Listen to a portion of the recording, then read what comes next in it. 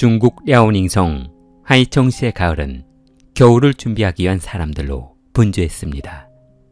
홀어머니 아래에서 자란 이은성은 혼자 어머니를 돌봐야 했기 때문에 그 누구보다 더욱 열심히 일해야만 했습니다. 아들의 효심은 어느 누구보다 많았으나 은성의 어머니 소원은 죽기 전에 아들이 장가가는 모습을 보는 것이었습니다. 1984년생인 은성은 올해 39세로 단 한 번도 여자친구를 사귀어 본 적 없고 오직 돈 버는 일만 하고 생활했던 터라 연애 경험은 전무한 남자였습니다. 어머니는 아들이 아직 노총각이고 곧 40을 바라보고 있어 이때가 아니면 장가가기 힘들 것으로 생각하고 결혼 중매사에 아들 결혼 신청을 하기로 했습니다. 계세요? 결혼 중매업소에 어머니와 함께 들어간 은성이 소파에 앉자 중매쟁이는 서류를 들고 두 사람 맞은편에 앉았는데 아버지, 지금은? 네, 직장 생활하고 있습니다. 어디 회사는 쓸만한데요? 그냥 뭐 조그만 회사죠 뭐. 어렵겠는데. 나이는? 올해 38입니다. 그럼 돈은 좀 있어? 네, 그동안 일만 해서 돈은 좀 있습니다. 우리 애가요. 다른 건 몰라도 돈 하나는 남들 못지않게 모았어요. 그동안 제가 벌어둔 것도 있고요. 모아둔 돈이 좀 있다면 생각이 달라지긴 해. 근데 나이가 좀 있어서 아가씨는 힘들고 이혼녀나 두 분 갔다 온 여자나 좀 가능할 것 같은데. 그게 무슨 상관이에요? 장가만 가면 되죠? 아이고만이나 깜짝이야. 어머, 미안해요. 긴장하다 보니까 그만. 요만은 그냥 가만히 있어. 한번 알아는 볼 테니까 기다려보세요. 연락 드릴게요. 얼마 후 중매쟁이는 은성의 조건에 딱 맞는 참한 아가씨가 있다며 사무실에 와서 사진도 한번 보고 서류에 적힌 인적사항을 보라고 했습니다. 오늘 저녁에 그 아가씨 보고 사무실로 오라고 했거든.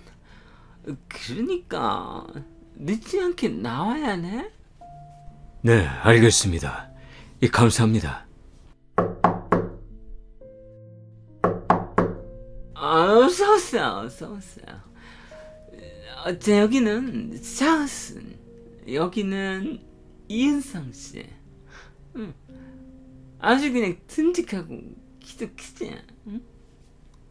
그때 은성이 샤오순을 보며 미소를 짓자 볼이 빨개진 그녀는 수줍게 소파에 앉았는데 반갑습니다. 이은성이라고 합니다. 샤오순이라고 해요. 두 사람은 개인 소개를 마친 후 결혼한다는 전제하에 각자 가지고 있는 문제점들을 해결하기 위해 대화를 이어갔습니다. 딸이 하나 있으시다고요? 네. 그때 중매쟁이가 대화를 막아서며 왜? 딸에 문제가 되나? 아니요.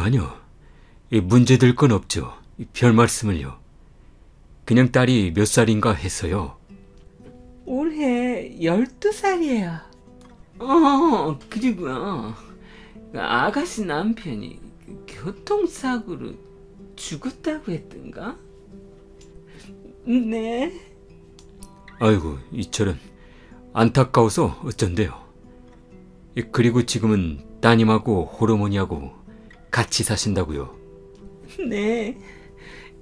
제가 어렸을 때 아버지가 돌아가셔서 아버지는 기억도 안 나요. 어쩜 이렇게 인연이 되려니까 저하고 상황이 똑같으신지 모르겠습니다.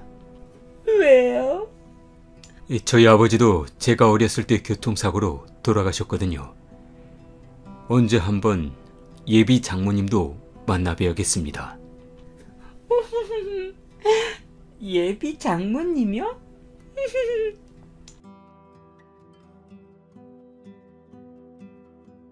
결혼 중매소에서 서로의 가정사와 생활 형편을 모두 알게 된 두 사람은 양가 부모를 만난 뒤 결혼 날짜를 잡아 식을 올리기로 했습니다. 은성은 샤오순의 어머니를 만나기 위해 약속 장소로 나갔는데 어머님, 처음 뵙겠습니다. 장모는 사위를 빤히 바라보며 어머나, 어머나. 키도 크시고 얼굴도 미남이시네. 딸주기 아깝다 그래. 네? 그게 무슨 말씀인지. 어머머머, 이 주책 좀 봐. 남편 없이 혼자 오래 살다 보니까 잘생긴 남자만 보면 환장해서 그러네 그려. 독수공방을 반평생을 했지 뭐야. 그 반평생은 저 딸년 수발 뜬다고 세월 다 보냈지. 내가 이 딸년 때문에 얼마나 고생이 많았는지 몰라요. 차라리 나나 시집 보내줄 거지. 지는 2번 간다고 저러고. 나는 이게 뭐냐고요. 장모님이 유머가 상당하십니다. 유머? 그런데 자네 결혼 지참금하고 신혼살림하는 데는 별 문제 없겠지? 그럼요. 특별히 원하시는 거라도 있으시면 말씀하세요. 별건 없고. 요즘에 금값이 아주 비싸다고들 하니까 골드바? 이런 게 생각이 나더라고. 네? 골드바요? 엄마도 참 주책맞게 그만해. 아니, 막말로 이때 아니면 언제 사이덕을 보겠니? 맞습니다. 더 필요하신 거 있으시면 말씀하십시오.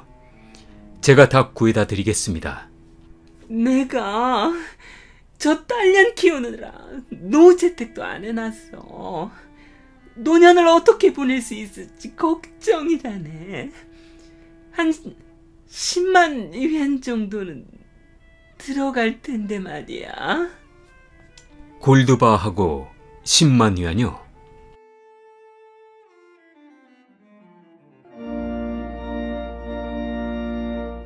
신혼여행을 다녀온 두 사람은 은성이 살고 있던 조그만 아파트에 살림을 차려 신혼생활을 시작했습니다.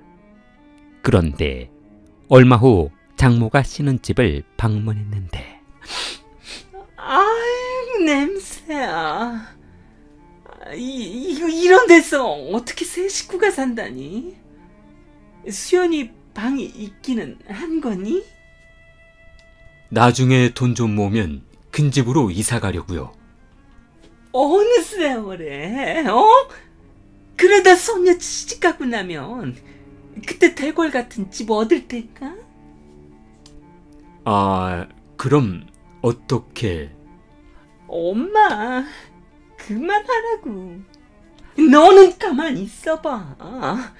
대출을 받든 이 집을 팔아서 집을 마련하든 어떻게든 해야 할 거 아닌가. 남의 집 귀한 집 딸 시집 보내놨더니 이런 돼지우리 같은 데서 지내게 해? 네, 알겠습니다, 장모님. 새로 살 집을 바로 알아보겠습니다. 얼마 후 은성은 기존에 살고 있던 집을 매물로 내놓고 하이청시의 도심에 위치한 고급 아파트를 계약하기로 했습니다. 돈이 준비된 은성은 장모와 아내에게 장모님이 집을 보시니까 어떠십니까? 이 정도면 마음에 드십니까? 그래. 이 정도는 돼야 장모가 마음이 놓이지 않겠나? 장모님이 원하시면 제가 뭐든지 해드리겠습니다. 장모는 은성의 말이 끝나기가 무섭게 그리고 말일세. 네, 장모님. 집 명의를 말일세. 딸 앞으로 하면 어떤가? 샤오슨 앞으로 말이야. 자네는 직장 생활하고 노후에 어떻게 될지 모르는 판에 재산은 안전한 곳에 보관하는 게 낫지 않은가? 그거야 그렇죠. 장모는 부동산 사무실 테이블에 올려져 있는 서류를 밀어주며 그 부동산 등기에 샤오슨이라고 적게. 한참 생각에 잠긴 은성은 아파트 소유주 서명란에 아내 이름을 적어주며 기뻐했습니다. 이제 은성은 장모의 부탁으로 하이청시의 도심에 위치한 60만 위안 1억짜리 아파트를 아내 이름으로 마련해 주었습니다. 결혼식을 마친 두 사람은 신혼여행을 다녀왔고 샤오수는 딸을 데리고 은성이 마련한 집으로 들어갔는데 은성은 샤오순이 데려온 딸이 자신의 딸이 아니었지만 평생을 같이 지내야 한다는 생각 때문에 친자식처럼 대해주며 정성을 다했습니다. 아빠가 용돈 좀 줄까? 뭐 필요하면 말해. 다 사줄 테니까. 그때 딸은 입이 삐뚤어지며 고개를 돌렸는데 아빠는 무슨? 그때 딸이 아버지를 대하는 태도를 보고 있던 샤오순이 너 그게 무슨 말버릇이니? 아빠를 아빠라고 해야지. 버르장머리 없이. 어허, 그냥 놔두지 그래. 이 사춘기 때는 다 그런 거지 뭐. 아무리 그래도 엄마가 아빠라고 부르라고 그렇게 신신당부했잖니. 딸은 더 이상 말다툼을 하고 싶지 않다며 문을 닫고 들어가 버렸습니다. 여보, 미안해요. 내가 먹고 사느라 자식 교육을 못 시켰지 뭐예요. 괜찮아, 괜찮아. 이 사춘기 때는 다 그렇지 뭐. 그리고 이 분위기에 적응하려면 한참 걸리겠지 뭐. 여보, 그리고 애 분위기도 전환시킬 겸 집 인테리어 좀 바꿔보는 건 어때요? 집 인테리어라니. 이 정도면 쓸만하잖아. 그래도 수연이 분위기에 맞춰서 가구도 바꾸고 도배도 새로 하면 애가 금방 풀어지지 않을까요? 잠시 생각에 잠긴 은성은 새 집을 구매할 때 대출받은 돈이며 지인들에게 빌린 것을 생각하니 엄두가 나지 않았습니다. 여보. 그래. 그럼 한번 바꿔보지 뭐. 다음 날 은성은 직장 동료에게 돈을 빌려 7만 위안을 아내의 통장에 입금해 주었습니다. 야이씨, 돈 빌려준 지 얼마 안 됐는데 또 빌려달라고? 나 와이프한테 걸리면 빠져 죽어. 걱정 마. 와이프 알기 전에 돈 마련해서 꼭 갚을게. 말 안 들으면 채찍을 때린다고. 직장 동료에게 돈을 빌려 아내에게 송금한 은성은 인테리어를 바꾼 후 딸과 사이가 좋아질 것을 생각하니 웃음이 절로 나왔습니다.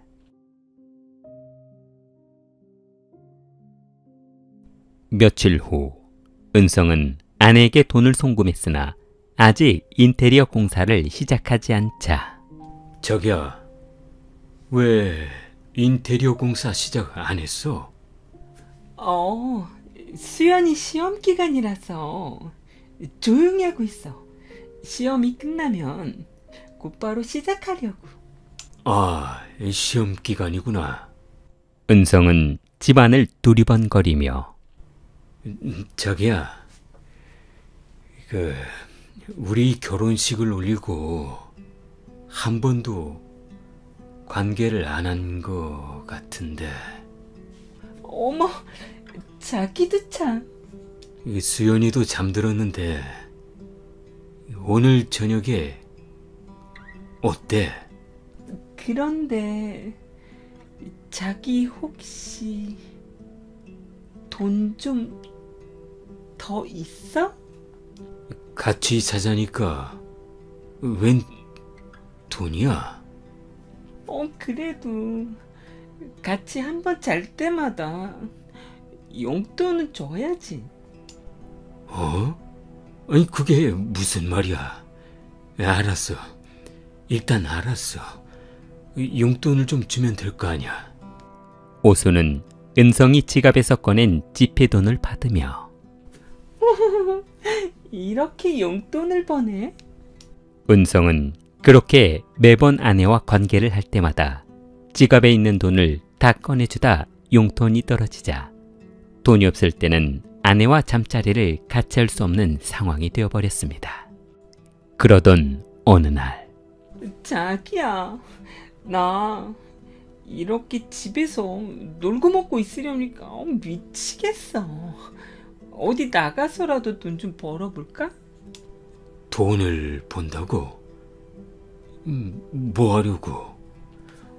그러게. 맞다. 여동생 수연이가 이전부터 여관 임대로 얻어서 사업 한번 해보고 싶다고 했는데 그거 한번 해볼까? 여관 대실 장사하는 거 말이야? 그런데 그런 거 하려면 한 10만 위안 정도는 필요할 것 같은데 해줄 수 있지? 10만 위안씩이나? 그날 이후 은성은 또다시 돈을 구해 그녀에게 돈을 송금해 주었습니다.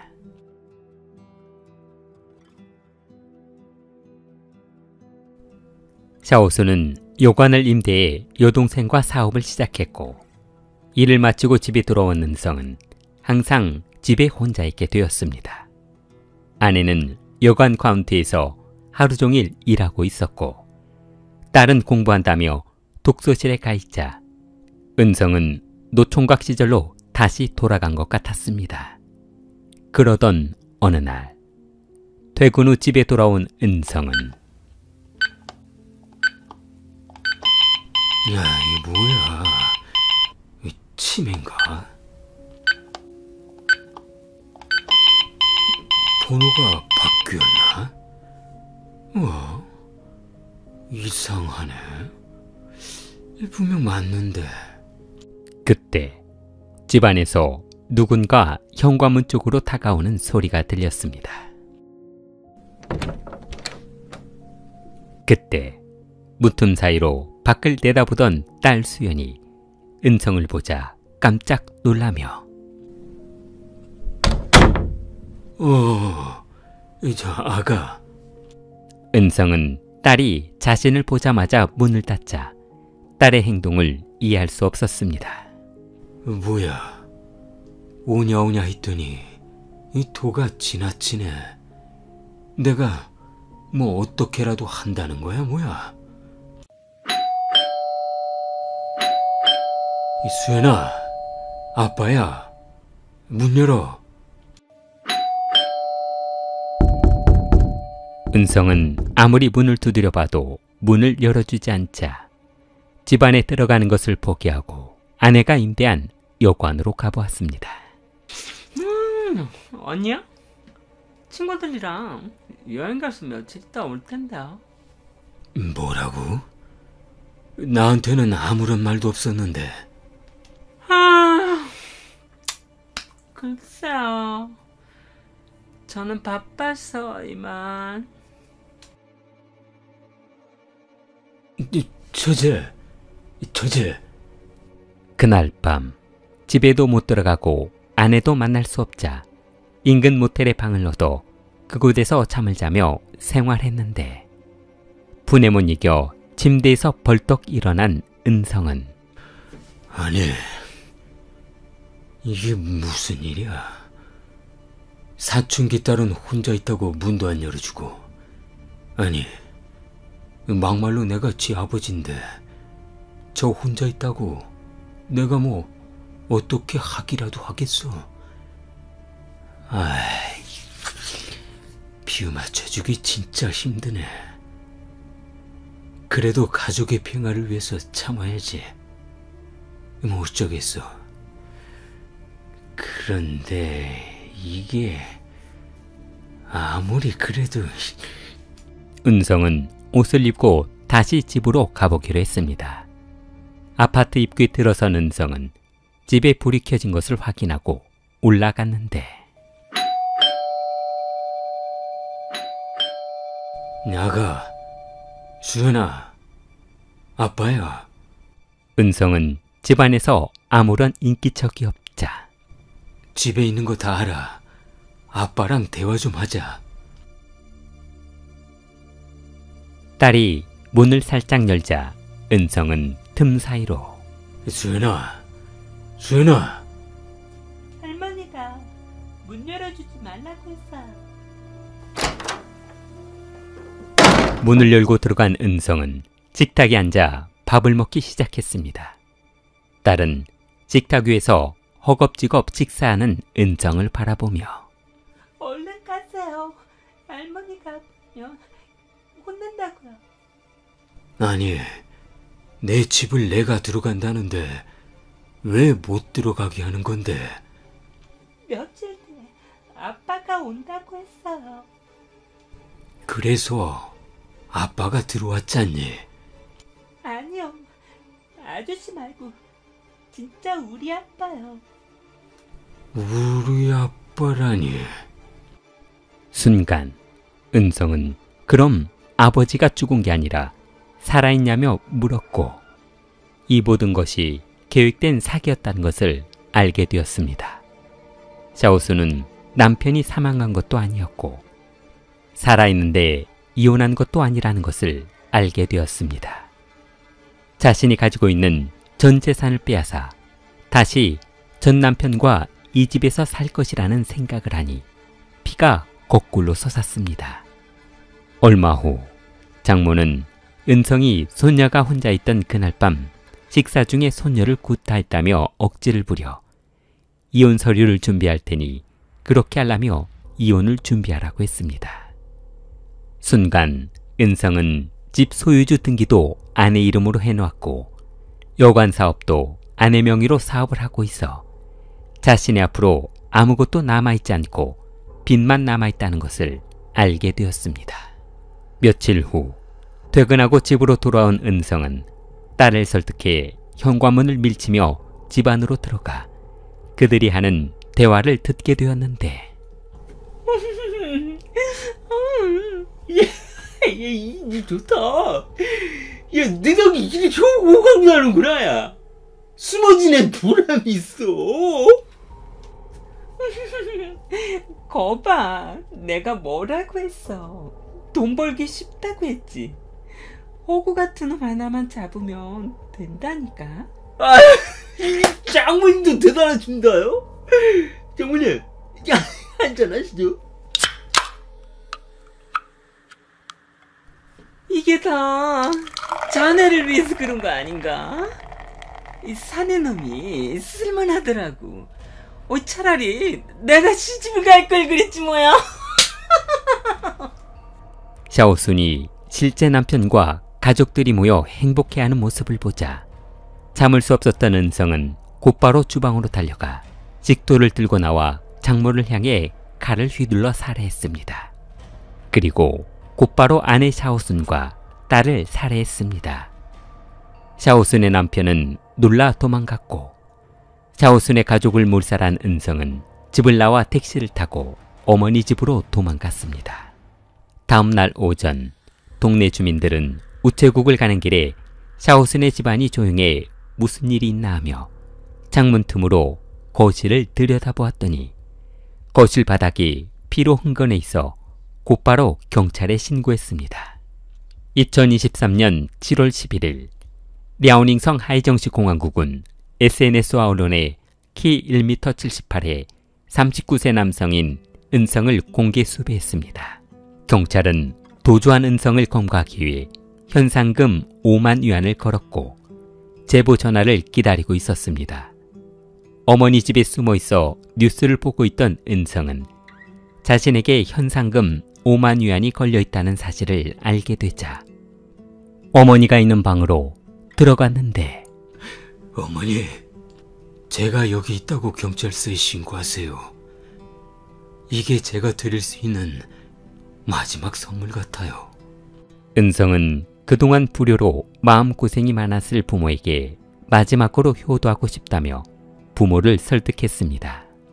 2023년 7월 13일 은성은 부모님의 저택에서 검거되었고 현재 재판 중입니다.